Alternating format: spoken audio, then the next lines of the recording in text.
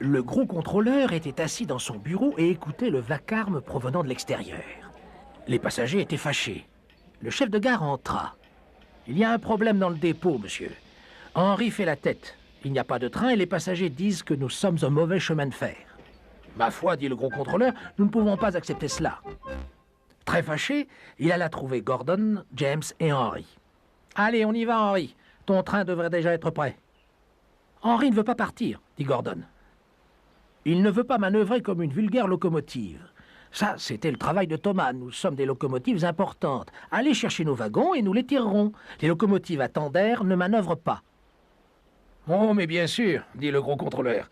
C'est ce que nous allons voir. Les locomotives de mon chemin de fer font ce qu'on leur dit de faire. » Et il s'empressa d'aller voir Édouard. « Le dépôt n'est plus le même depuis que Thomas nous a quittés pour desservir sa ligne secondaire, pensa-t-il tristement. Édouard faisait la manœuvre. « Laisse ces wagons, s'il te plaît, Édouard, dit le gros contrôleur. Je veux que tu pousses des voitures pour moi dans le dépôt. »« Merci, monsieur, ça me changera un peu. »« Voilà une brave locomotive. Eh bien, vas-y alors. »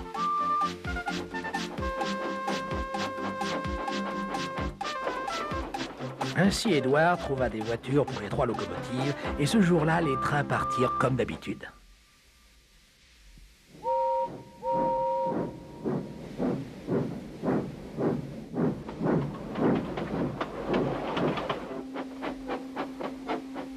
Mais le lendemain matin, Édouard semblait mécontent.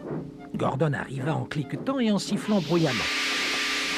« Mon Dieu !» s'exclama le contrôleur. « Quel boucan !»« Ils me huent tous, monsieur. Ils disent que les locomotives à temps d'air ne manœuvrent pas. Et la nuit dernière, ils ont dit que j'avais des roues noires. Ce n'est pas vrai, n'est-ce pas, monsieur ? Non, Édouard, tu as de jolies roues bleues et je suis fier de toi.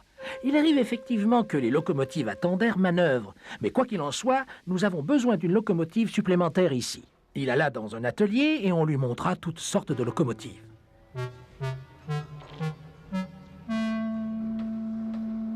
Il remarqua enfin une élégante petite locomotive verte à 4 roues. « Celle-là, pensa-t-il. Si je te choisis, travailleras-tu d'arrache-pied ?»« Oh, monsieur, oui, monsieur. »« Voilà une gentille locomotive. Je t'appellerai Pierre. »« Oui, monsieur, merci, monsieur, dit Pierre. » Et le gros contrôleur la ramena au dépôt. « Édouard, dit-il, voici Pierre. Tu veux bien lui montrer comment tout fonctionne ?»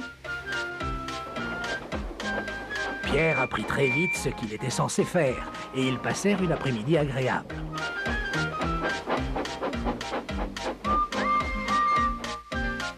Ensuite, Henri arriva en sifflant comme d'habitude. « Chi !» fit Pierre. Henri sursauta et se hâta de regagner le dépôt. « Comme tu l'as rabroué, dit Édouard en riant. Moi, j'en serais incapable. »« Oh, dit Pierre, ce n'était rien. Tu devrais les entendre dans l'atelier. Il faut siffler très fort pour se faire entendre. » Le lendemain matin, Thomas arriva. « Le gros contrôleur m'a fait demander. J'imagine qu'il veut un coup de main, dit-il à Édouard. »« Chut, le voilà, répondit Édouard. Bien joué, Thomas, tu as été rapide. Écoute, Henri, Gordon et James font la tête. Ils disent qu'ils ne veulent pas manœuvrer comme de vulgaires locomotives. Alors je les ai enfermés et je veux que vous desserviez la ligne pendant un moment. »« De vulgaires locomotives, bien sûr, ricana Thomas. Nous allons leur montrer. Et Pierre vous aidera également. »« Oh, monsieur, oui, monsieur, s'il vous plaît, monsieur, répondit Pierre. Édouard et Thomas travaillèrent sur la ligne principale, se saluant à chaque fois qu'ils se rencontraient. Pierre haletait le long de la ligne secondaire. Thomas s'inquiétait pour Annie et Claire, mais tant le mécanicien que le chef de train promirent qu'ils veilleraient sur elle. Il y avait moins de trains, mais les passagers ne s'en formalisaient pas. Ils savaient que les 3 autres locomotives étaient punies. Gordon, James et Henri avaient froid, ils étaient seuls et malheureux. Ils regrettaient de s'être montrés si bêtes.